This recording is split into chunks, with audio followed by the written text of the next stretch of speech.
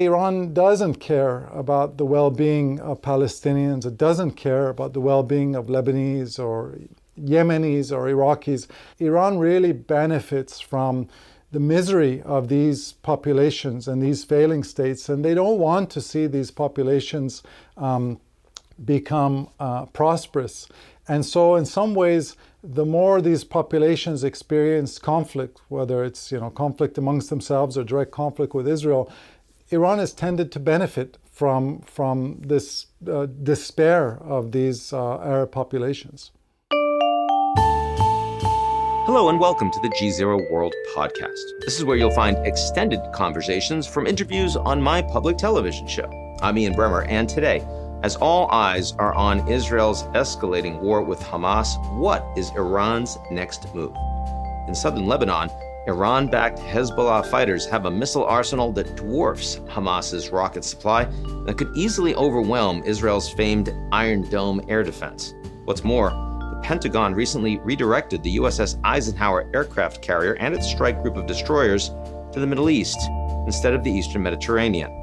One big reason: to intercept missile and drone strikes by Iran-backed Houthi militias and Yemen aimed at Israel.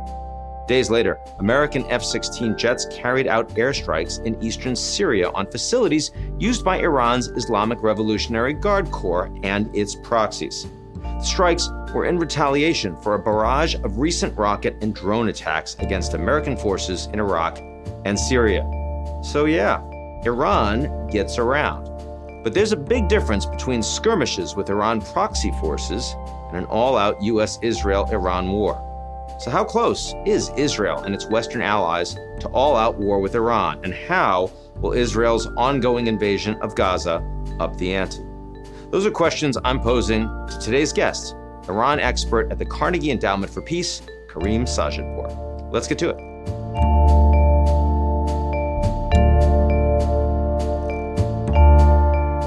The GZERO World podcast is brought to you by our lead sponsor, Prologis.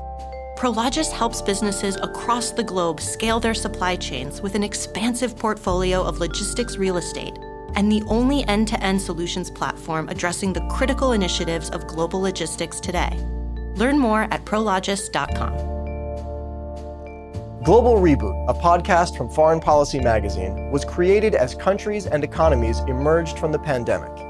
But rather than rebuilding the same old systems and the same old problems, they called for a reboot.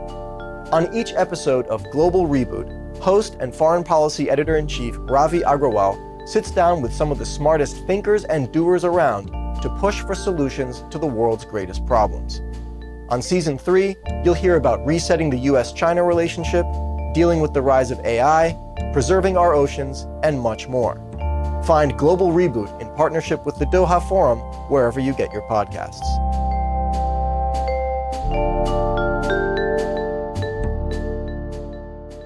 Karim, welcome back to the show. Thank you so much, Ian.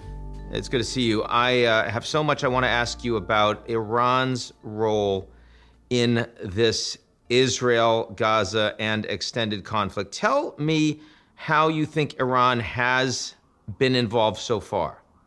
Since the 1979 revolution, there have essentially been three pillars of the Islamic Republic of Iran. Number one, Iran wants to defeat the US-led world order. Number two, they want to evict the United States from the Middle East. And number three, they want to replace Israel with Palestine. And there's perhaps been no government in the world which has had a more consistent and enduring grand strategy than the Islamic Republic of Iran. They've spent many billions of dollars on militant groups, whether that's Hamas, Islamic Jihad, Hezbollah, trying to defeat Israel. And so in some ways this is nothing new. It's just a continuation of Iran's long-time strategy to try to end the state of Israel. So October 7th, there's no state in the world that's happier with what happened on October 7th than Iran. Is that a fair statement? That's absolutely fair to say. What Iran wants the world to be focused on is Palestinians being killed at the hand of the Israeli government. And over the last year, much of the world's media was focused on the popular uprisings inside Iran, when the Iranian government was killing its own citizens, or before that, it was Iran's client, Bashar Assad, killing Sunni Muslims in Syria. And so this is the sweet spot for the Iranian government. They like it very much when there is Palestinian-Israeli conflict and they can show images of Palestinian civilians dying. Now, the statements that I've heard from the supreme leader and from other Iranian government officials, very much in the vein of end of Zionism, destroy Israel, the region will be in flames. But it's always sort of in the passive voice, region will be, not Iran will do. They certainly do not want to say that they're going to be involved in this in any way directly. And yet at the same time, Karim, you've already said, and we know, that Iran provides money and weapons and training for not just Hamas, but all of these organizations around the region. How plausible is it that Iran actually wants to stay out of the conflict directly? Well, Iran doesn't want peace with the United States, nor does it want peace with Israel. Now, do they want direct war with the United States or Israel? In the past, that hasn't been the case. They've tried to operate via proxy. And really, if you look at the Middle East today, Iran is the dominant power in the region, and the countries where it has enormous influence are essentially 5 failing states, right? You have Syria, Iraq, Lebanon, Yemen, and Gaza, the Palestinian territories. So Iran tends to thrive where there is chaos, where there are power vacuums. And so for them, an Israeli invasion of Gaza, they've experienced this before. They've experienced Israel going into Gaza before, and their proxy groups, whether it's Hamas or Islamic Jihad, have come out stronger. Iran's most powerful proxy, Lebanese Hezbollah, was in some ways a byproduct of the 1982 Israeli invasion of Lebanon. And, that really helped them turbocharge Lebanese Hezbollah. So over the course of the last 4 decades, they've really thrived in these indirect conflicts. Now, the question is whether they're prepared to enter into more direct conflict with either Israel or the United States. And one advantage you could argue that Iran has is the fact that they've had in their supreme leader, Ayatollah Ali Khamenei, arguably the longest serving dictator in the world. He's been in power, supreme leader, since 1989, and he has a lot of experience and a lot of institutional memory. And I think one of the chief lessons he's learned over the decades is that if you hit America in the United States, you go after the World Trade Center, they're going to follow you to wherever you are and hunt you down. But if you go after U.S. forces in the Middle East, well, that sours American public opinion, because people will ask, what are we even doing there in the first place? And so I think the danger we face at the moment is that it's the Islamic Republic of Iran's view that after 2 decades of failure in Iraq and Afghanistan, there's no appetite in the American public, whether you're Democrat or Republican, to fight more conflicts in the region. And Iran feels particularly emboldened at the moment, whether it's going after Israel via proxy, going after the US via their proxies. And they may be difficult to deter because they may either correctly read the situation that we're not interested in a conflict, or they may misread it, and it could lead us to a more direct conflict with Iran. Now, the Israeli response to the terrorist attacks by Hamas has been an enormous amount of military firepower. First, an air campaign, which continues, and now a ground campaign.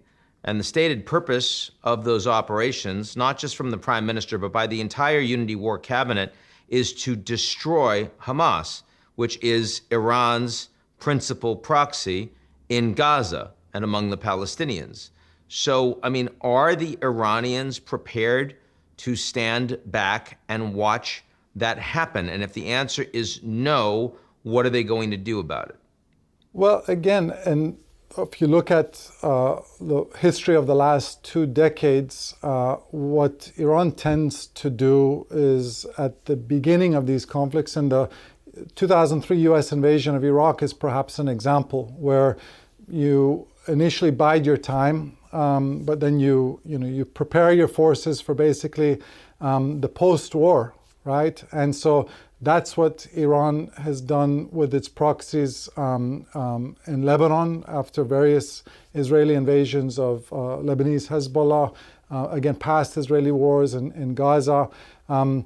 They may lose the war, but they tend to emerge stronger after there's a cessation of hostilities. So I expect this time to be no different. Certainly Iran is not going to change in any way its policies, its long-time policy of trying to essentially replace Israel with Palestine and support proxy groups to that end. And they're prepared to spend a lot of money to do that. And technologically, they're much more equipped to do that as compared to, let's say, 10, 15, 20 years ago. They've become much more effective at manufacturing these precision missiles, rockets, and drones. Now, the question is whether at some point Iran will want to unleash Lebanese Hezbollah and get them involved. Hezbollah has well over 100,000, perhaps 150,000 rockets they could employ against Israel. That remains a question. But again, as long as Iran feels that that there's not going to be any direct consequences on the Iranian homeland, I think they're happy to continue to fight Israel down to the last Palestinian, Yemeni, Lebanese and Iraqi.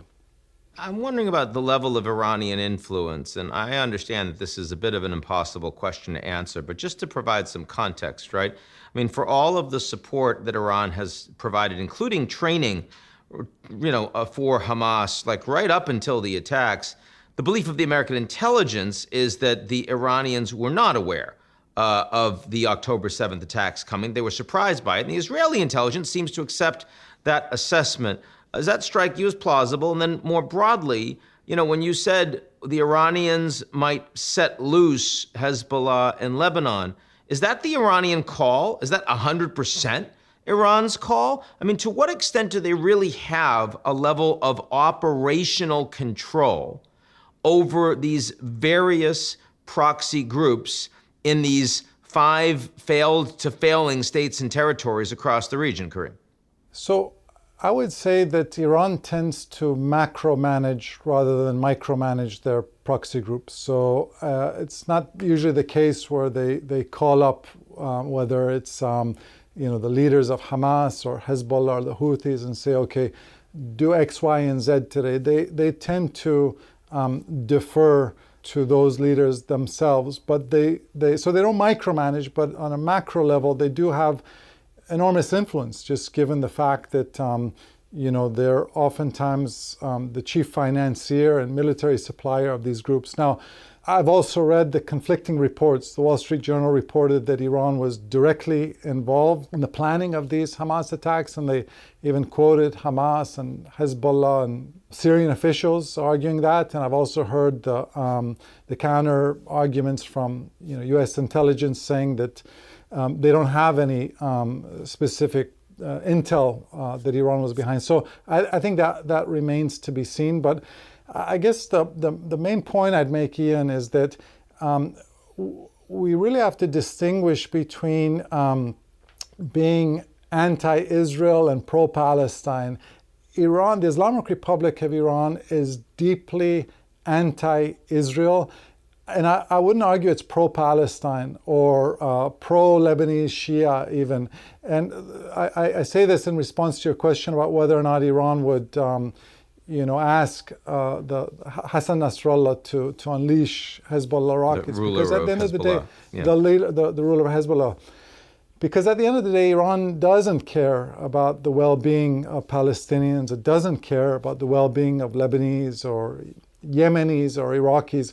I'm always reminded of a conversation I had over a decade ago in a track 2 meeting with a senior Iranian official, and this was in 2008, and I asked him, I said, think of all the money that Iran has spent over the past decades on Hamas, Hezbollah, Islamic Jihad.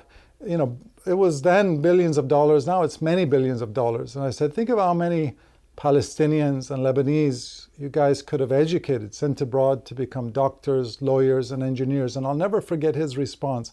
He said, what good would that have done for Iran? He said, do you think had we educated these young men to become doctors, lawyers, and engineers, they're going to want to come back and fight for Hamas and Hezbollah and Islamic Jihad? No, they're going to remain professionals. And the reason why I say this is that Iran really benefits from the misery of these populations and these failing states, and they don't want to see these populations become prosperous. And so in some ways, the more these populations experience conflict, whether it's conflict amongst themselves or direct conflict with Israel, Iran has tended to benefit from this despair of these Arab populations. So they're well positioned on that front looking forward. I think that seems pretty unarguable. But when I think about the broader geopolitics of the region, we have seen the Iranians with a breakthrough diplomatically with Saudi Arabia, facilitated by the Chinese, but really a grassroots effort by both governments. And right after October 7th, I thought it was very interesting that Mohammed bin Salman and President Raisi, okay, not the supreme leader, but still, were publicly talking about, hey, we need to maintain stability. And that was a pretty historic meeting. Iran doesn't seem to want to do anything that could jeopardize the progress they've made with the wealthier Gulf Arabs. Is that fair? I think it was fair at the time when Iran was in a state of national uprising, and they felt deeply isolated, and doing the rapprochement with Saudi Arabia, facilitated by China, was a way of lessening that isolation. But on a fundamental level, I think that Iran's supreme leader has always believed that the Palestinian issue, or being anti-Israel, still is where the Arab street is at. It's those countries like Saudi Arabia, the UAE, countries which signed the Abraham Accords. Saudi Arabia didn't yet do it, but they were negotiating a normalization deal with Israel. It's those countries which have to change their ways, not Iran, because Iran's position is reflective of the popular view in the Middle East. As I said, since 1979, I would argue very few governments in the world have had a more clear, consistent, and enduring grand strategy than the Islamic Republic of Iran. And I just don't think that's going to change. As long as this current supreme leader remains in power, and he's now 83, 84 years old. Now, the United States relationship, the JCPOA, the Iranian nuclear deal, of course, is done. That certainly predates this crisis. There had been some efforts by the Americans to re-engage. That included 5 American citizens, one of whom you and I both knew quite well, that were released by Iran. In return, the Americans were unfreezing $6 billion of Iranian assets. Now, that money has been refrozen. Best I can understand, the Americans are not going to be resent back to Tehran. Where do we think the U.S.-Iran relationship goes from here? Does this lead the Iranians to dramatically step up their nuclear efforts? The Saudis wouldn't be happy about that.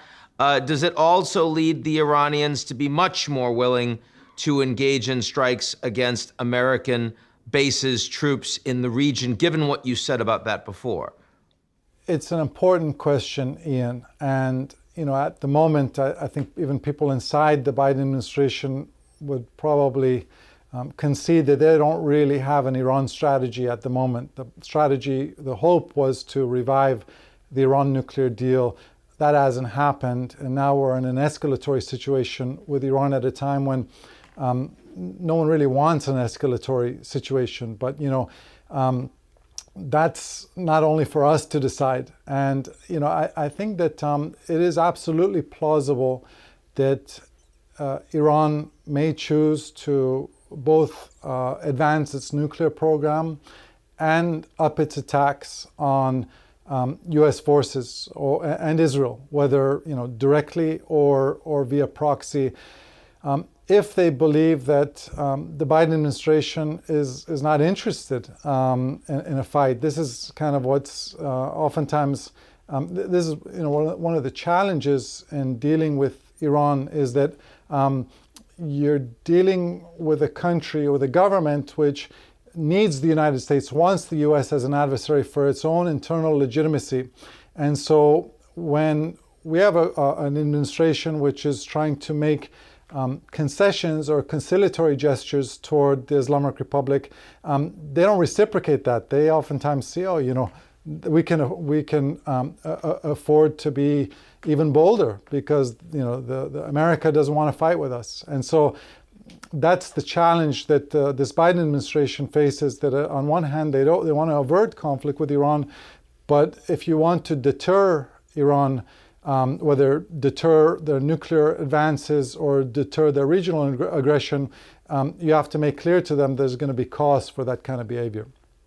None of this really affects the American economy so far. Of course, oil does, and I don't think we can have a conversation about Iran without at least one question about oil. They export some 1.4 million barrels a day. In part, that's because the Americans haven't done much to the Iranians in terms of the oil that's going to secondary non-sanctioned countries. And also about 10x that is going through the Straits of Hormuz every day, which the Iranians certainly could have something to say about if they wanted to. How worried are you about those flows in the near to medium term? Well, I think here is an example of America and China having a common interest in ensuring stability in the region in order to ensure the free flow of oil, because China imports much more oil these days from the Middle East than the United States. That should be very much a Chinese interest as well. U.S. has no positive leverage over Iran. They can threaten Iran with conflict and sanctions, but China has enormous influence over Iran. I did see Tony Blinken, Secretary of State Blinken, make a statement asking the Chinese to exercise some restraint over Iran, because if there's a country which loses more from disrupted flow of energy from the Middle East, it's China. And here I think it's important to distinguish between China and Russia, because oftentimes these two countries are lumped together. But as you know better than I do, China is very transactional when it comes to the Middle East. They're not ideological. They have they do a lot of trade with Iran, but they do much more trade with Iran's rivals in Saudi Arabia and the UAE, whereas Russia is much more ideological, who is a U.S. ally and who is a U.S. adversary. So I think that's one issue, the free flow of oil, in which there is a common interest there between Beijing and Washington. Karim Sadjadpour, thanks for joining us on GZERO World. Thank you so much, Ian. That's it for today's edition of the GZERO World podcast. Do you like what you heard? Of course you did. Well, why don't you check us out at gzeromedia.com and take a moment to sign up for our newsletter. It's called GZERO Daily.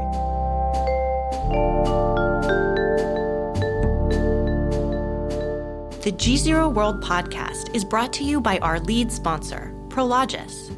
Prologis helps businesses across the globe scale their supply chains with an expansive portfolio of logistics real estate and the only end-to-end solutions platform addressing the critical initiatives of global logistics today. Learn more at prologis.com. Global Reboot, a podcast from Foreign Policy Magazine, was created as countries and economies emerged from the pandemic. But rather than rebuilding the same old systems and the same old problems, they called for a reboot.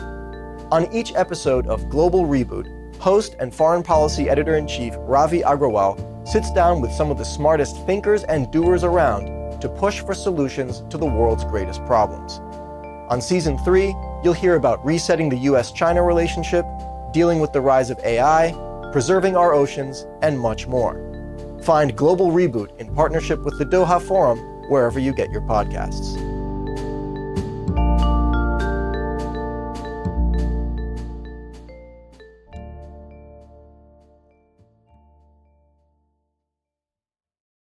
You're listening to the GZERO World with Ian Bremmer podcast, your weekly geopolitical deep dive into the world's biggest news stories, featuring in-depth conversations with global leaders and newsmakers.